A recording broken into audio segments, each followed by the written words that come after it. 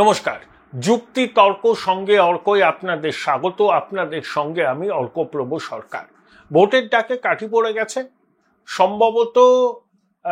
সম্ভবত কেন এটাই হবে যে 2026 এপ্রিল থেকে কয়েক দফায় নির্বাচন হবে। এফেক্টিভলি হাতে 9 মাস আছে। দুদলই তাল ঠুকছে। মমতা বন্দ্যোপাধ্যায় তো বলেই দিয়েছেন 2/3 সংখ্যাগরিষ্ঠতা নিয়ে তিনি আবার সরকারে আসবেন। বিজেপি বলছে এবার খেলা অত সহজ হবে না, এবার খেলা হবে স্লোগান দিয়েও কাজ হবে না। লক্ষ্মীর ভান্ডারের সুফল তৃণমূল বেশ কয়েকটা নির্বাচনে পেয়েছে, এবার লক্ষ্মীর ভান্ডারের নতুন করে ডিভিডেন্ড পাওয়ার সম্ভাবনা শাসক দলের নেই। অভিষেক বন্দ্যোপাধ্যায় শীত ঘুম কাটিয়ে নেমেছেন, আইপ্যাকও সক্রিয় হয়েছে। যদিও অভিষেক বন্দ্যোপাধ্যায় তার ডায়মন্ড হারবারের সেবাশ্রয় মডেলকে দেশের সেরা মডেল হিসাবে তুলে ধরার চেষ্টা করছেন। অনেকে বলছেন যে মমতা বন্দ্যোপাধ্যায়ের স্বাস্থ্য ব্যবস্থার কার্যত চ্যালেঞ্জ করেছেন অভিষেক। যদিও অভিষেক বেশ কিছুদিন ধরে সমাজ মাধ্যমে নানা রকম তির্যক পোস্ট করেছিলেন, ইঙ্গিতময় পোস্ট করেছিলেন, তারপর আবার ঘরের ছেলে ঘরে ফিরে গেছেন। সুবোধ বালকের মতো মমতা বন্দ্যোপাধ্যায়ের সঙ্গী হিসাবেই তিনি রয়েছেন। এটা কতটা আন্তরিকভাবে করেছেন নাকি বাধ্য হয়ে মমতা বন্দ্যোপাধ্যায় শরণাপন্ন হয়েছেন সেটা ভবিষ্যৎ বলবে। তবে তার কিছু অ্যাম্বিশন আছে, নিজের মতো কিছু করার, প্রশাসনের মাতব্বরি করার। তার কথা সবাই শুনবে, তিনি হুকুম দেবেন, সবাই হুকুম পালন করবে। এটা অভিষেক চান। এই চাওয়ার মধ্যে আমি কোনো অযৌক্তিক কিছু দেখি না। কিন্তু অভিষেকের একটা জিনিস জেনে রাখা ভালো, তিনি নেতা হয়েছেন, তৃণমূলের কিছু কর্মী সমর্থক, কিছু আমচা চামচা বেলচা তাকে সেনাপতি মর্যাদা দেয়, কিন্তু বাংলার সাধারণ মানুষের কাছে অভিষেক নেতা হিসাবে নিজেকে প্রতিষ্ঠিত করতে পারেননি। তৃণমূলের মধ্যে অভিষেকের গ্রহণযোগ্যতা আছে, কিন্তু বাংলার সাধারণ মানুষ অভিষেককে এখনো সেই নেতা হিসাবে স্বীকৃতি দেয়নি। কারণ অভিষেক কখনো ঘাম ঝরিয়ে রাজনীতি করেননি। হেলিকপ্টারে করে নেমেছেন, লিফটে করে উঠেছেন। মমতা বন্দ্যোপাধ্যায়ের আশীর্বাদে মদতে তিনি একটা পদ পেয়েছেন, দ্যাটস অল। তবে অভিষেক ভালো কথা বলেন। শুধু ভালো কথা বলাই একজন রাজনৈতিক নেতার গ্রহণযোগ্যতার মাপকাঠি হতে পারে না। এই যুবা নেতাটির বিরুদ্ধে বিস্তর অভিযোগ আছে, অনেক তদন্ত হচ্ছে, সে নিয়ে বিতর্ক আছে, চাপার উত্তর চলে। যত নির্বাচন এগিয়ে আসবে তত এই তদন্তের অগ্রগতির বিষয়টা আরো সামনে আসবে। এখন প্রধান বিরোধী দল বিজেপি কি করছে দেখুন, অনেক সাংগঠনিক জেলা সভাপতি নিয়োগ হয়ে গেছে, কিছু বাকি আছে। 2021 বিধানসভা নির্বাচনে 200 আসন জয়লাভের স্বপ্নে বোঝ ছিল বিজেপি। অমিত শাহ প্রধানমন্ত্রী বলেছিলেন আপ কি বাত 200 পার, কিন্তু বিজেপি থেমে গেছিল 77-এ। 38% ভোট পেয়েছিল, 55% হিন্দু ভোট। বহু আসনের ফটো ফিনিশ হয় এবং সেই হারের ময়নাতদন্ত করে বিজেপি দেখেছে সাংগঠনিক দুর্বলতা, গণনা কেন্দ্রেও আঁকড়ে ধরে থাকতে না পারা, এইসবই তাদের পরাজয়ের কারণ।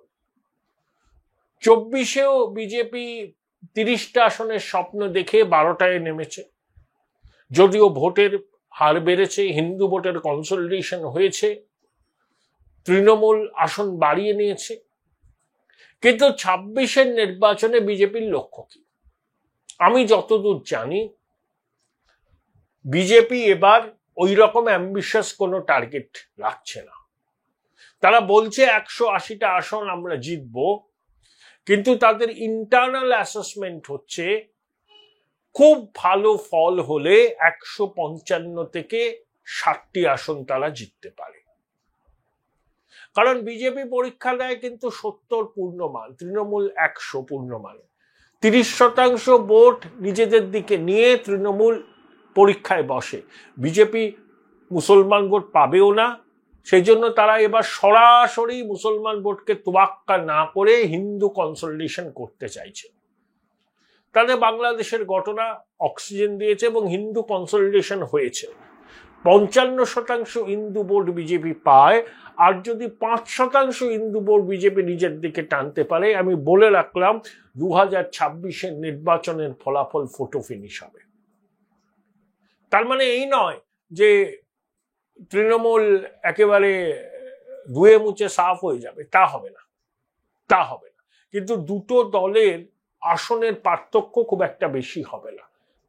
যে মমতা বন্দ্যোপাধ্যায় যে কমফর্টেবল মেজরিটি নিয়ে রাজ্য চালাতে অভ্যস্ত, সেই কমফর্টেবল মেজরিটি থাকবে না। প্রতি পদে পদে তাকে শঙ্কায় ভুগতে হবে, এই বুঝি অপারেশন লোটাস হলো, এই বুঝি সরকার পড়ে গেল।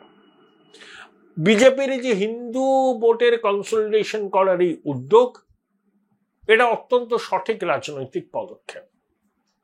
যে তোমাকে ভোট দেয় না তার ভোট পাওয়ার জন্য ঘাম ঝরাবার তো কোনো মানে নেই, ঘাম ঝরালেও তুমি পাবে না। আর যারা মনে করবে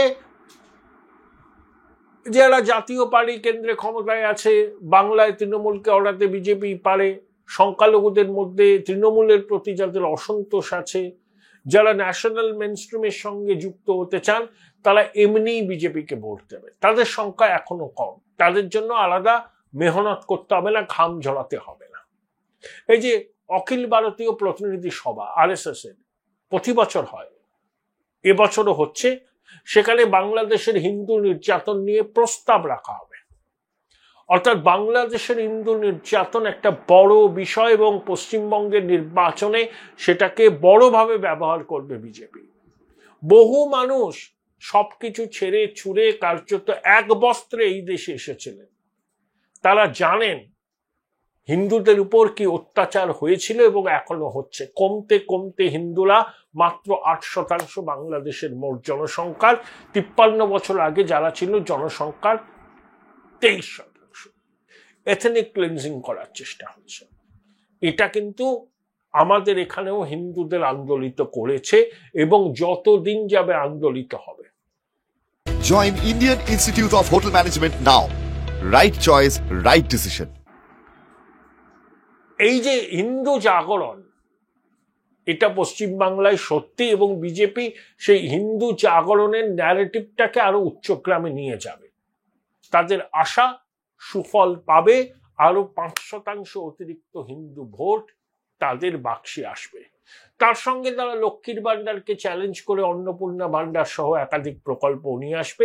কিন্তু আমি বলবো যে বিজেপির নেতাদের বিশ্বাসযোগ্যভাবে প্রচার করতে হবে যে তারা ক্ষমতায় আসলে এইগুলো করবে। ইন্ডাস্ট্রির স্পষ্ট রূপরেখা দিতে হবে। দায় সারা গোছের ভিশন ডকুমেন্ট প্রকাশ করলে হবে না। এই ভিশন ডকুমেন্ট ইমপ্লিমেন্ট করতে যে আর্থিক সংস্থানের দরকার, সেই আর্থিক সংস্থানটাকে নিশ্চিত করে রাজ্যবাসীর মনে বিশ্বাসটা জাগাতে হবে যে বিজেপি ক্যান ডু। এটাই বিজেপির কাছে সব থেকে বড় চ্যালেঞ্জ। তবে মমতা বন্দ্যোপাধ্যায় কিন্তু একটা নিরাপত্তাহীনতায় ভুগছেন। তিনি তো ইংল্যান্ডে যাচ্ছেন, বক্তৃতা দেবেন, শিল্প সম্মেলন করবেন, BGBS-এর ফলো আপ করবেন। আমরা জানি মুখ্যমন্ত্রী বা প্রধানমন্ত্রী দেশের বাইরে গেলে সিনিয়র মোস্ট তার ক্যাবিনেট কলিগ অস্থায়ী মুখ্যমন্ত্রী বা অস্থায়ী প্রধানমন্ত্রী হন। ইন্দিরাজির সময়, রাজীবজির সময় এগুলো আমরা দেখে অভ্যস্ত। বাজপেয়ীজির সময়তেও আমরা এটা দেখেছি। আমি জানি না নরেন্দ্র মোদীর সময় এটা কিভাবে হয়, কিন্তু ওই 5 জন মন্ত্রী কয়েকজন আমলাকে নিয়ে একটা কাজ চালানো গোছের একটা বন্দোবস্ত করে গেলাম, তারা কোনো পলিসি ডিসিশনও নেবে না, তাহলে একজনকে দায়িত্ব দিতে অসুবিধা কি? শোভনদেব চট্টোপাধ্যায় সবচেয়ে প্রবীণ আমার মনে হয় মন্ত্রিসভায়, তাকে অস্থায়ী মুখ্যমন্ত্রী হিসাবে নিয়োগ করতে গেলে কি অসুবিধা হয় বুঝি না আমি। এখানে সবকিছুই দিদিমণির নিজস্ব আইন কানুন, এখানে গণতান্ত্রিক রীতি নীতি ওগুলো খুব একটা পালন টালন হয় না। অভিষেক বন্দ্যোপাধ্যায় যদি ক্যাবিনেটে থাকতেন, ডেপুটি চিফ মিনিস্টার থাকতেন, তখন তাকে অস্থায়ী মুখ্যমন্ত্রী হিসাবে মুখ্যমন্ত্রী দায়িত্ব দিলেন না, আমি মানতাম যে ভয় পাচ্ছেন। কিন্তু শোভনদেব চট্টোপাধ্যায়ের মতো মানুষ, দীর্ঘদিনের মমতার সঙ্গে তৃণমূলের প্রথম বিধায়ক, সিনিয়র মোস্ট ক্যাবিনেটে, রীতি হচ্ছে এই ধরনের কাউকেই দায়িত্ব দেওয়া। ইন্দিরাজির সময় প্রণববাবু বা নরসিমহা রাও দায়িত্ব সামলাতেন অস্থায়ী প্রধানমন্ত্রী হিসেবে। যাই হোক, দিদিমণি এই সবগুলো করবেন না। তিনি সাংবাদিকদের প্রতি কি যত্নশীল, কি সহানুভূতিশীল সেটা বলেছেন সাংবাদিক বৈঠকে। পশ্চিমবঙ্গের বাস্তব অবস্থাটা সাংবাদিকরাই জানেন, তারাই মিলিয়ে নেবেন মুখ্যমন্ত্রীর কথা আর বাস্তব দুটো মেলে নাকি মেলে না। যাই হোক, মুখ্যমন্ত্রী গেছেন, তার জন্য অনেক শুভেচ্ছা। আশা করি একটা সফল আউটকাম হবে তার লন্ডন সফরে। তবে এই যে একটা কথা বলি, এই যে তৃণমূল বলে না যে কেন্দ্র টাকা দিচ্ছে না, ভাতে মারতে চাইছে, হেরে গিয়ে কলকাতায় করে একটা ঘটনা করেছে। দিনহাটা পুরসভা আবাস যোজনার যারা টাকা পেয়েছে তাদের কাছ থেকে অতিরিক্ত 20,000 টাকা করে নিয়েছে, প্রায় 4,40,00,000 টাকা। আদালত বলছে যে কেন নিয়েছেন, অধিকার আছে এভাবে টাকা নেওয়া? তা পুরসভা বলছে ভাঁড়েমা ভবানী, রাস্তা করব, পুল করব, টাকা কই? তাই যারা আবাস যোজনার টাকা পেয়েছে তাদের কাছ থেকে আবার পাল্টা 20,000 টাকা নিয়েছে। এবারই বুঝুন কেন কেন্দ্রীয় সরকার এই টাকাগুলো বন্ধ করে রেখেছে। ভুয়ো জব কার্ডের মাধ্যমে 100 দিনের কাজের টাকা লুট হয়েছে, আবাস যোজনার টাকা লুট হয়েছে। এখন এই টাকা কেন্দ্রীয় সরকার দিচ্ছে না বলে এই লুটতরাজটা কম। দিনহাটা পুরসভা সম্পূর্ণ অসাংবিধানিক কাজ করেছে। সরকার বরখাস্ত করতে পারবে দিনহাটা পুরসভাকে বা তার চেয়ারম্যানকে? আদালতের তোপের মুখে তো বলেছেন পুরসভার চেয়ারম্যান, কিন্তু রাজ্য প্রশাসন কোনো ব্যবস্থা কি নেওয়ার সৎসাহস দেখাতে পারবেন? এটাই হচ্ছে প্রশ্ন। জানি এই প্রশ্নের কোনো জবাব ঈশ্বর পরিত্যক্ত বঙ্গদেশে পাওয়া যায় না।